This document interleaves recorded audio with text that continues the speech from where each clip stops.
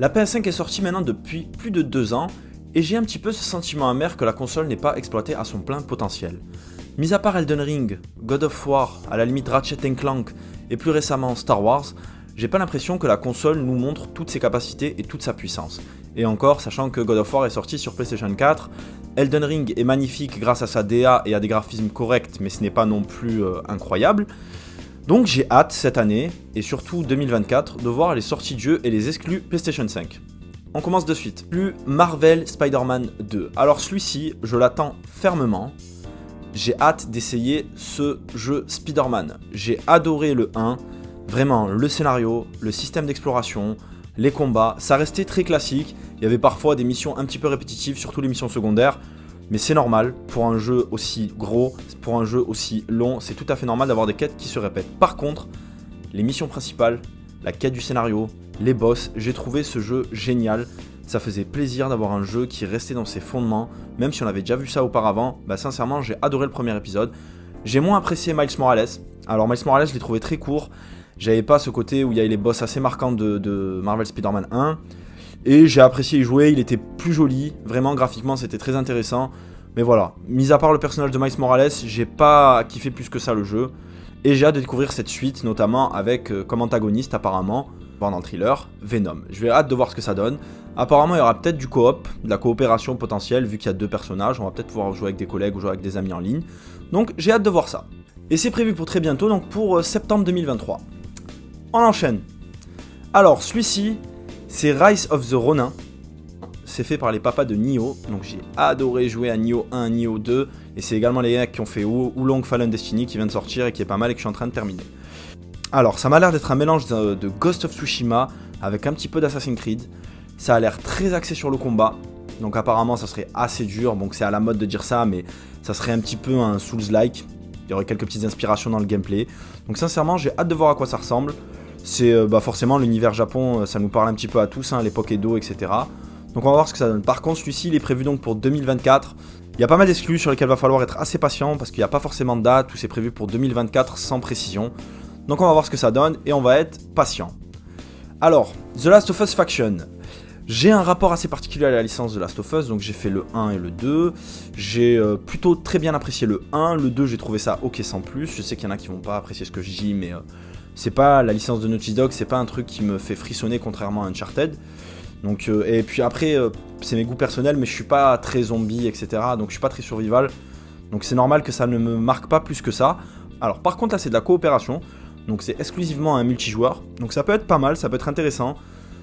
Je sais qu'il y a pas mal de jeux comme ça qui se font en ligne ou même gratuitement sur le PlayStation Store ou sur l'Xbox Live où vous pouvez jouer avec un groupe d'amis et essayer de survivre avec des zombies. Donc avec les graphismes de The Last of Us, leur savoir-faire dans le gameplay, ça peut donner quelque chose de super intéressant.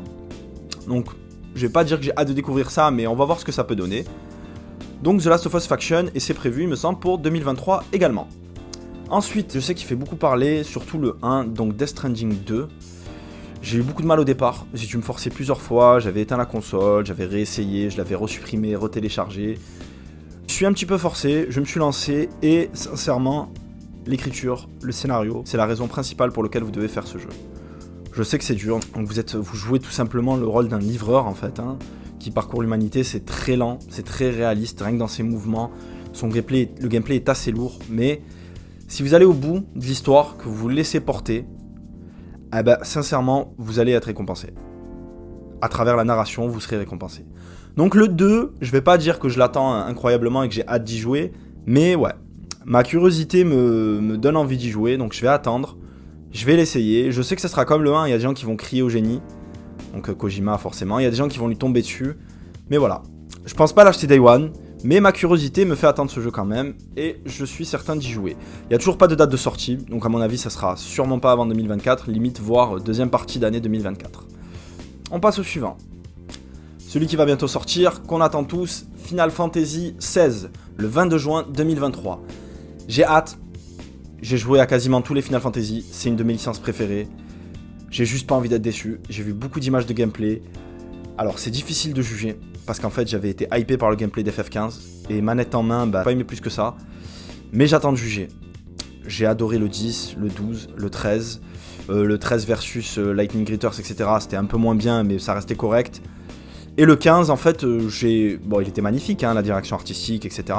Le scénario était un petit peu rushé à la fin, etc. Ça reste un bon jeu, Final Fantasy XV. Mais on était quand même resté sur notre fin. Et on a hâte de voir, en fait, un gros Final Fantasy XVI arriver. Avec un espèce d'univers médiéval fantastique. Ça a l'air ouf. Ils ont l'air d'avoir mis les pépettes. Ils ont l'air d'avoir mis le scénario. Ça a l'air un peu plus sombre, un peu plus mature. Je suis très hypé. Pour moi, ça sera Day One. Après, voilà. Toujours rester un petit peu sur ses gardes avec Final Fantasy et surtout avec les jeux de ces 10 dernières années de manière plus globale. Hein, parce que souvent, bah, y a un gros écart avec la manette. Je parle pas de graphisme, hein, je parle plus des sensations de gameplay, de l'exploration, du côté RPG, etc. J'espère qu'ils vont pas tomber dans une espèce de copie des nouveaux jeux récents. Et voilà, donc je suis très hypé par Final Fantasy XVI. Ça me donne vraiment envie, surtout le côté mature et sombre, comme je l'ai dit. J'ai l'impression qu'on revient aux bases de Final Fantasy de l'époque. Donc voilà, j'ai très hâte et on va voir ce que ça donne. Pour rester dans les Final Fantasy, donc Final Fantasy VII Remake 2 ou Final Fantasy VII Rebirth avec l'accent. Donc c'est prévu pour le 22 décembre 2023, donc d'ici 6 mois bientôt. J'ai kiffé le remake, donc le premier Final Fantasy VII. J'ai trouvé le jeu super. Franchement, c'était un bon remake, même s'il prenait quelques libertés. Bon, s'il y avait forcément des longueurs, ils se sont permis de rallonger le scénario, d'augmenter un petit peu la durée de manière artificielle, mais c'était bien foutu. C'était très bien maquillé, donc ça a bien marché. Là, on va avoir, donc en fait, bon, je spoil hein, pour ceux qui connaissent Final Fantasy VII, l'espèce de flashback, donc l'histoire qu'il y a entre Cloud et Sephiroth. Donc sincèrement, j'ai hâte. Les images de gameplay me donnent très envie. Si on reste, et je pense qu'on va rester sur les bases de Final Fantasy VII, bah ça va être super. Et j'ai hâte de découvrir ce jeu, comme j'ai dit tout à l'heure, pour le 22 décembre 2023. Ensuite, The Awakener Risen. Celui-là, on entend très peu parler. C'est prévu pour 2023, il n'y a pas de date de sortie précise pour l'instant. C'est un pur RPG médiéval fantastique. Et ça, sincèrement, ça me manque sur PlayStation 5. Depuis The Witcher, depuis Skyrim, je n'ai pas joué à un bon jeu médiéval fantastique. Si vous avez des idées qui vous passent par la tête, mettez-moi-les en commentaire. Malheureusement, je suis exclusivement un joueur console. Donc du pur RPG médiéval, je n'en ai plus touché. Et ça me manque énormément. Le thriller me hype, ça me donne super envie.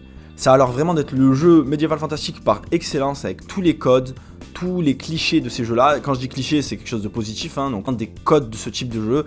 Et moi, ça me manque. Une espèce de musique un petit peu médiévale, ces musiques celtiques, ces monstres, ces quêtes, ces prairies, ces dragons. Et j'ai hâte de voir ce que ce jeu va donner. Pour terminer, mon petit plaisir, celui que j'attends le plus. On en a pas mal parlé il y a 2-3 ans de ça, et là il se fait plutôt discret, c'est The Lies of P. Donc en fait c'est un pur Souls-like, c'est un espèce de jeu à la Bloodborne, c'est clairement inspiré de Bloodborne.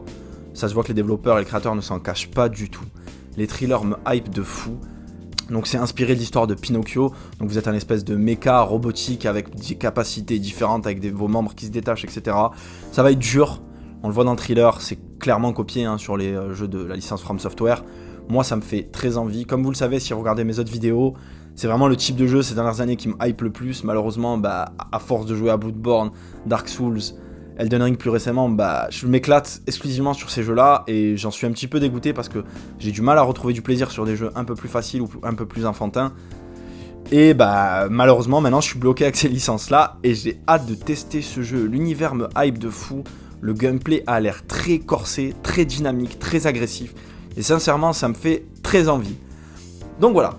J'espère que cette petite liste vous a plu, dites-moi les jeux que vous attendez le plus, dites-moi si j'ai zappé des jeux, même sur d'autres consoles, si vous voulez en parler dans les commentaires, n'hésitez pas. Merci à tous d'avoir regardé la vidéo, ciao à la prochaine.